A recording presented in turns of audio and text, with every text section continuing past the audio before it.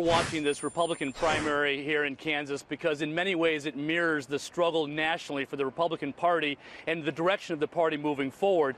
On one hand, you've got the establishment candidate who just happens to be the sitting governor, and on the other you have practically a President Trump clone. Kris Kobach is the current Secretary of State in Kansas, and he is polarizing for his controversial positions on illegal immigration and his allegations of widespread voter fraud.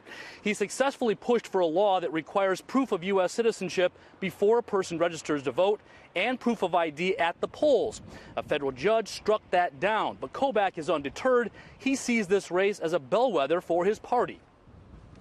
In 2016, President Trump set a new course for the Republican Party. In 2018, now the Republican Party is deciding in state after state, do we want to stay on the course that President Trump charted for us? The incumbent is Governor Jeff Colyer. He has been in office since January when Sam Brownback took a position in the Trump administration. Before that, he was lieutenant governor for 7 years, and he was in the state legislature for 4 years. He's endorsed by the NRA, the Kansas Farm Bureau, and the king of GOP establishment here in Kansas, Bob Dole. Colyer says Kobach is too much of a lightning rod to get elected in November.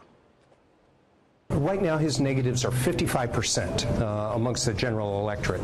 But for me, what it is it's about a conservative message that gets things done. Kansans, and Bob Dole said this himself the other day, Bob Dole says Jeff Colyer is the one person who can win the general election.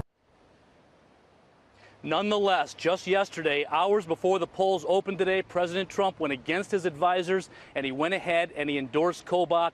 This is supposed to be a very close race. By the way, President Trump won Kansas 2 years ago by 20 points. We'll see if he has that pull with the voters again 2 years later.